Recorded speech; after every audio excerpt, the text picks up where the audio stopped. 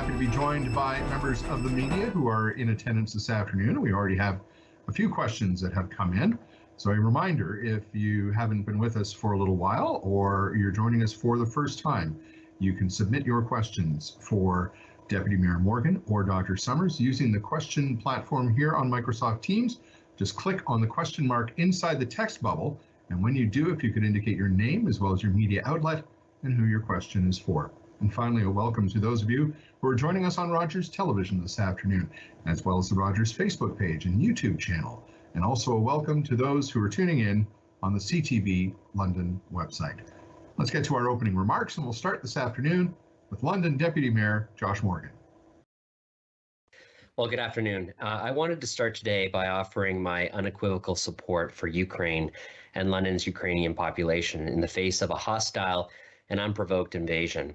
As a symbol of that support, Mayor Holder has directed London City Hall and other city amenities to be lit up in blue and yellow, the colors of the Ukrainian flag, starting tonight and through the weekend.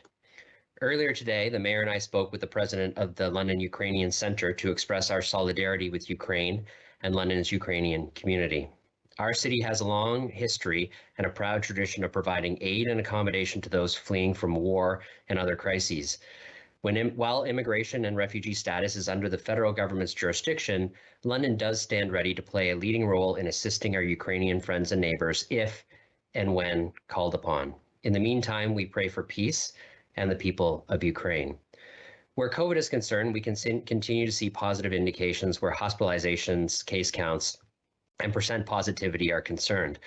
All of these are trending lower, which is obviously what we want to see as we move closer to the next phase of reopening on March 1st. I'll just reiterate what the mayor had said earlier this week, and that is to request civility and kindness when proof of vaccination becomes optional. Many businesses will likely drop it, others may keep it in place. Regardless of your own preference, we can agree to disagree without being disagreeable. We've seen enough of that over the last 2 years, and hopefully as things continue to reopen fully, society begins to return to near normal, that will be more cause for excitement than anger and division. For me, that's all I have for now, and I'll turn it over to Dr. Summers. Thank you, Deputy Mayor Morgan, and good afternoon, everyone. Thank you for joining us this afternoon. The Middlesex-London Health Unit is reporting 92 additional cases of COVID-19 today.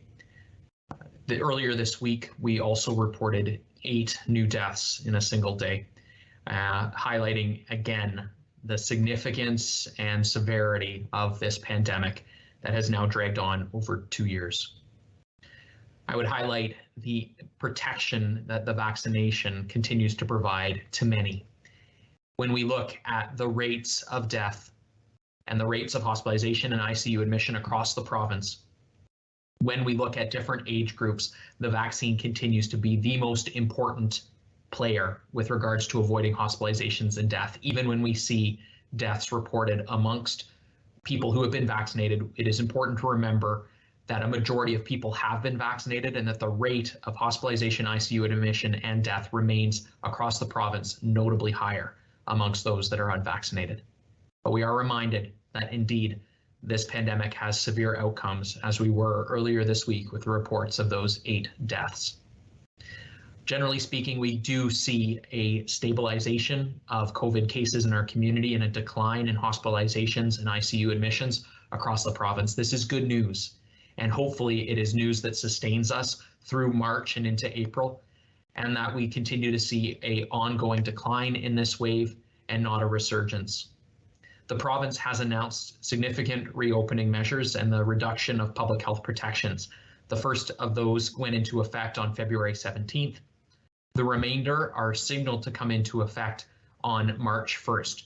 We have not yet received any further details on exactly what those measures will be, but they may include the removal of proof of vaccination requirements for many businesses.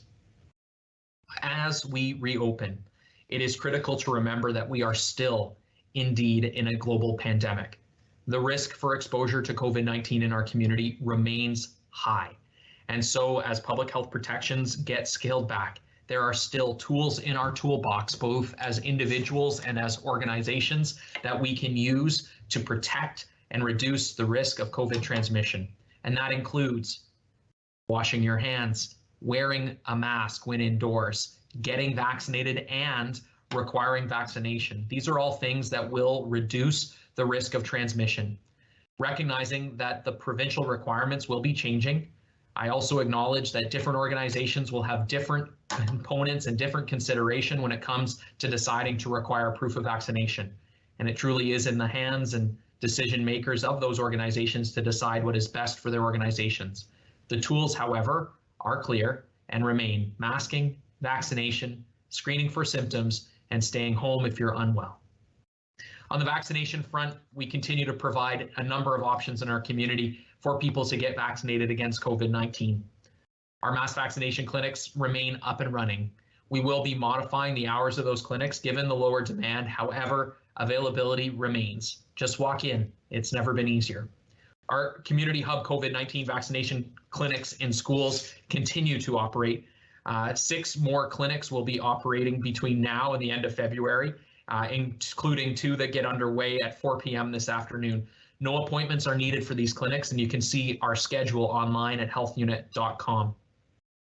The opportunities to get vaccinated are critical, and even as there is significant discussion around vaccine, it is critical to remind ourselves that this is an unbelievably effective and safe intervention that will reduce hospitalization and ICU admission, and notably will prevent people from getting sick. Before I end, I want to share just quickly about how vaccines aren't new and the impact that they have had on our worlds are not new either.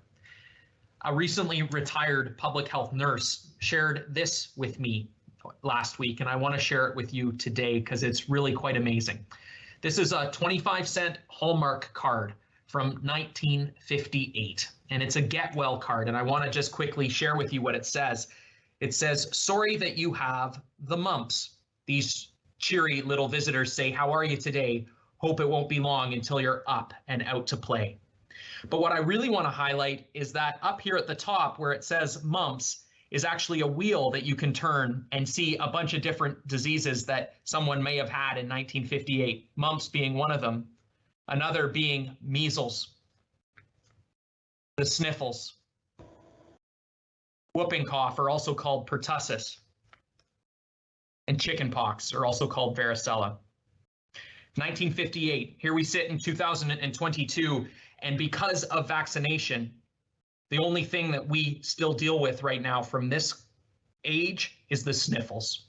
Haven't quite satisfied the sniffles yet. But when it comes to measles, the mumps, whooping cough, chickenpox, we no longer deal with significant morbidity from those illnesses because of vaccine.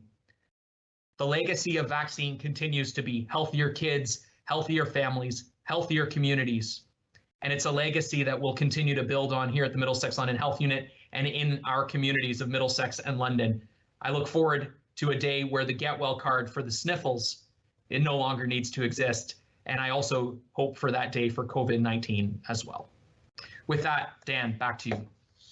Thank you very much, Dr. Summers, and thank you, Deputy Mayor Morgan. That's amazing. A card from 1958. Wow, it's you never know what you're going to find. So thanks for sharing that. We do have a number of questions in the queue this afternoon, and we're going to get to those right away. The first question, Dr. Summers, is for you.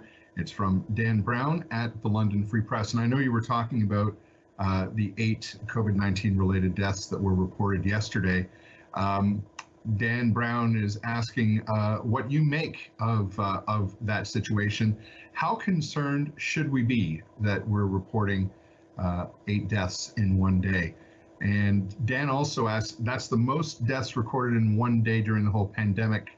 He's asking, is that correct? Actually, we're looking at that right now in the background, and hopefully we'll have an answer before the end of the briefing on that one. But as far as the rest of the question, Dr. Summers, how concerned should we be? Thanks for that question, Dan. Whenever we report a death of COVID-19, I want to acknowledge that it is even one is a notable tragedy for that family. We consistently are seeing deaths following every wave of COVID-19, and unfortunately the Omicron wave is no different. Even though case counts are declining, hospitalizations are declining, the lagging indicator of deaths continues. And the fact that we saw 8 deaths reported in a single day highlights the fact that we had significant burden of COVID-19 in our community. The vaccine played a critical role in ensuring that number was not tragically higher. Our number of deaths back in the second wave of the pandemic, back in January through February of 2021, were still higher than the death counts that we are seeing this wave, despite the fact that the case counts were notably higher this go around. If not for the vaccine, those case numbers from deaths would be notably higher. It does, however, remind us that the risk still remains. Amongst the deaths we are seeing, it is predominantly amongst older individuals, particularly over the age of 80. Often individuals have significant medical comorbidities. However, that does not limit the impact of COVID-19 on the lives of those individuals and their families. We did report a death amongst an individual in their 40s. I can't share any additional information regarding the health of that individual. They had been vaccinated, but unfortunately, it's a reminder that even across all age spectrums, we can still see deaths from COVID-19. Thanks for that question, Dan. And thank you for your response, Dr. Summers. And again, we will hopefully have that number of most deaths reported by the health unit in one day since the start of the pandemic before the end of today's briefing. A follow-up question from Dan Brown for you, Dr. Summers. Dr. Summers, we understand the Catholic School Board is suspending the use of masks for students when they are outside. Is this an appropriate move at this time or not? Thanks for that question, Dan.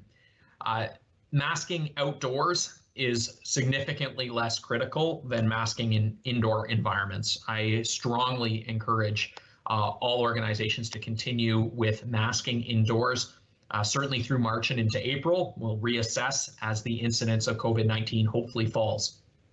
That's for indoor environments. When it comes to outdoor environments, the enhanced ventilation that comes with being outside significantly reduces the need for a mask. So I'm less concerned about any policy that reduces mask use outside, as long as indoor masking requirements remain in place.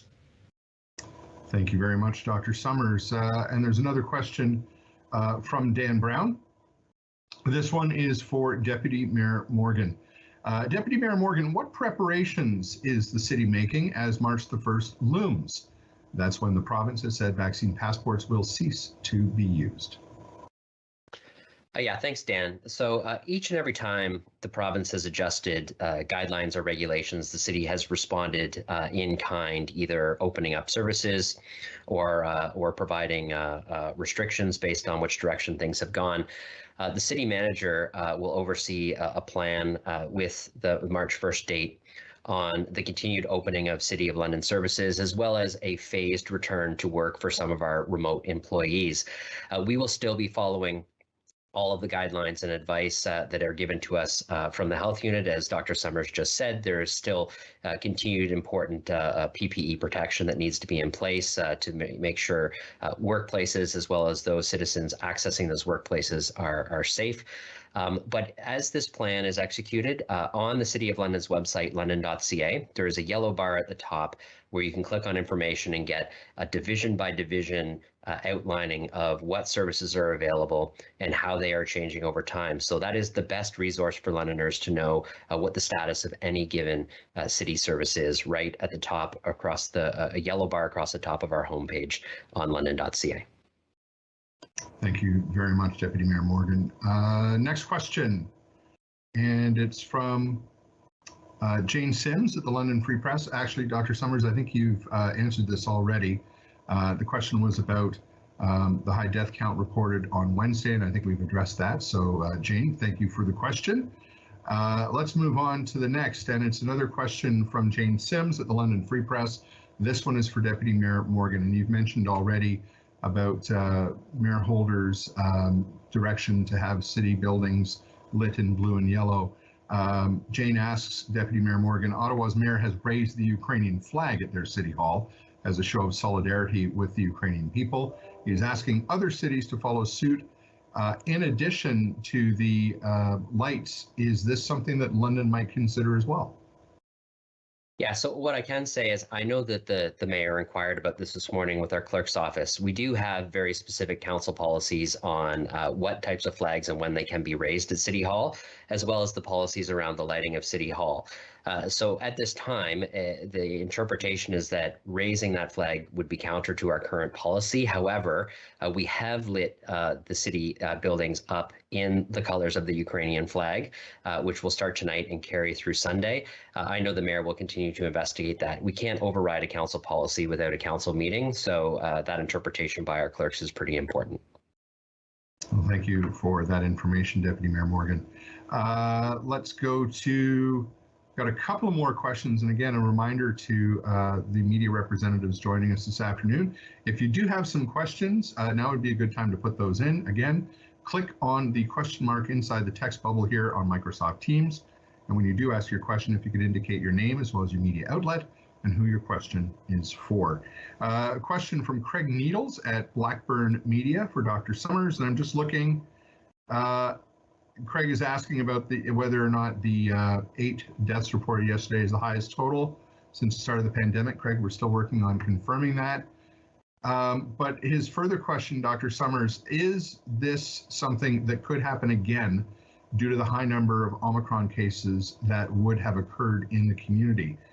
And I think you've addressed the rest of his question related to the people who passed away, whether there was any additional information, and we are able to provide the age and decades as well as the gender and their vaccination status, but I think that's about it. So. Yeah, thanks for that question, Craig, and for that context, Dan. Yeah, Craig, I would highlight again that even as we celebrate in some ways the reduction in COVID transmission in the community, there is still more COVID transmission than almost at any point previous to this Omicron wave. So there are lots of cases in the community. The good news is more than 80% of those over the ages of 70 have been boosted. That's good news. You know, that really is critical to keeping people out of hospital and reducing the risk of death. Will we see additional deaths from COVID? Yes. How many will we see? I don't know. The more people that we get boosted, the less deaths we are going to see. In addition to the more people that we see continue to follow public health measures, because it will help to reduce transmission. And when I say that, I mean masking, staying at home if you're sick, those types of things. Thank you, Dr. Summers. And let's go to a question from Jacqueline LaBelle at Global News Radio 980 CFPL. Dr. Summers, after consistently trending downwards for several weeks, staff cases at London Health Sciences Centre have climbed in the past week from 136 last Thursday to 179 today. Are you all surprised by this? And what could be attributing to this increase in cases? Thanks, Jacqueline, for that question. A few things. One is we will continue to have to watch both numbers of staff cases at LHSC as a specific example, but cases as we're seeing it in the community more broadly for another little while to see if this is actually a trend or if it's just a minor deviation in an overall downward trend. However, you'll note when the original public health protections were lifted in earlier on this month and at the end of January, I noted that the reduction in those public health protections leads to an increased risk of transmission because more people are going to be in closer contact with one another. So it, to me, is very, very predictable that as public health protections are raised, COVID risk transmission goes up, and therefore the potential for a rise in cases also goes up. What I stated at the time and will continue to state is what is unclear is how high it will go up. That is unclear because of the unknown number of people who remain vulnerable to Omicron in our population. We have people who are protected from Omicron because they're boosted and because they were infected. What we know is how many people are boosted. What we don't know is how many people were infected during the Omicron wave. That lack of knowledge means it's not entirely clear how high a resurgence could be if it were to happen. But I'm not substantially surprised to see that the decline is plateauing, but we have to continue to watch week by week.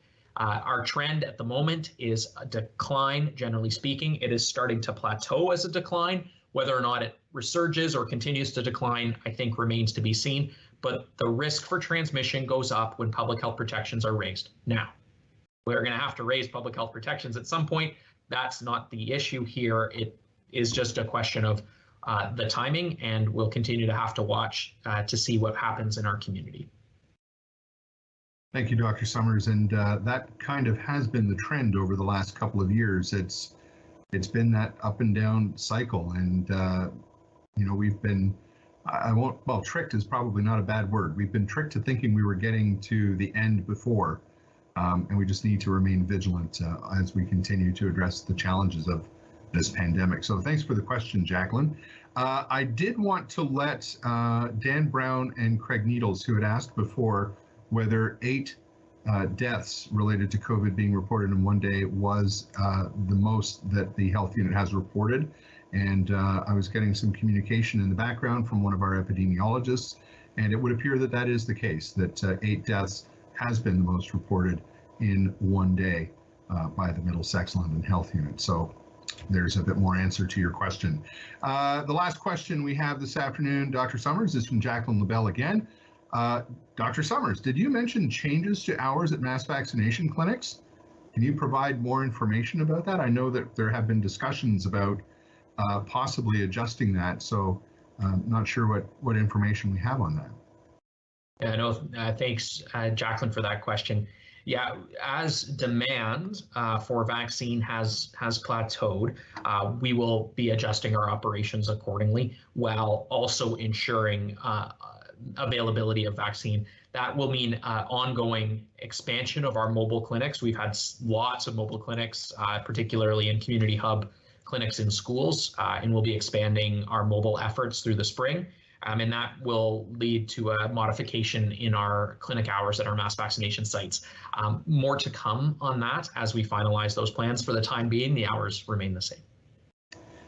Thank you very much, Dr. Summers. And again, a reminder for folks in the media, if you do have the opportunity, the province's Go Vax bus is back in town on Saturday. It will be at the East Lyons Community Centre in East London on Saturday, the 26th of February from 11 a.m. to 6 p.m. That brings us to the end of our questions on today's virtual media briefing. A big thank you to Deputy Mayor Josh Morgan and to Dr. Alex Summers, as always, for your insights and your information as well. And a thank you to you for joining us this afternoon. We will be back with our next virtual media briefing. That is on Monday, February the 28th. Already the end of the month of February, hard to believe. We will see you then. Oh, my apologies. That is actually on Tuesday, March the 1st. Tuesday, March the 1st. We have adjusted the schedule a little bit. So the next virtual media briefing, Tuesday, March 1st at 2 p.m. We hope to see you then. Between now and next Tuesday afternoon, have a great rest of your Thursday. Have a wonderful weekend, and so long for now.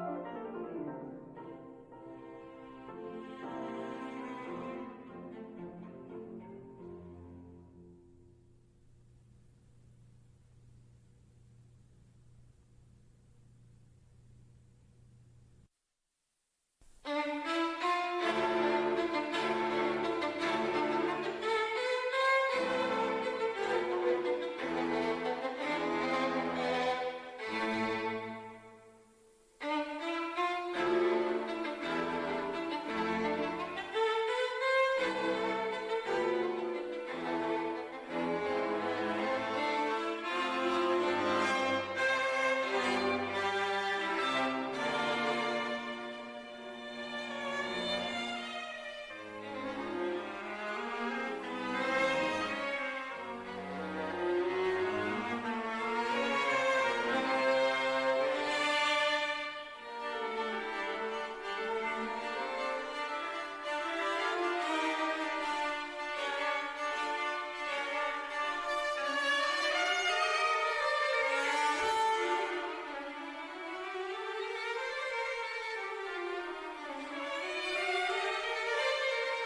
you.